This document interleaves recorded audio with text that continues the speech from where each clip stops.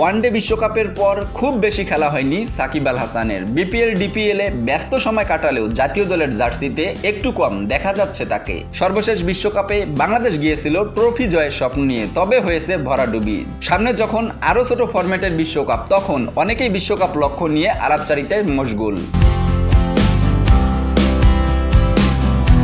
অধিনায়ক নাজমুল হোসেন শান্ত অবশ্য বলেই দিয়েছেন এবারের বিশ্বকাপে খুব বেশি আশা না রাখতে। তবে যে কোনো ফরম্যাটে বাংলাদেশের সর্বশেষ 2 বিশ্বকাপের অধিনায়ক সাকিব বলেন, বিশ্বকাপে ট্রফি জয়ের নিশ্চয়তা দিতে না পারলেও ভালো করার সম্ভাবনা দেখছেন তিনি। সাকিব আরও বলেন, বিশ্বকাপ পাওয়ার মতো অবস্থায় আছি কিনা এটা বলা মুশকিল, তবে টি-20তে যে কেউ যে কাউকে হারাতে পারে। বড় দল ছোট দল বলে কোনো কথা নেই।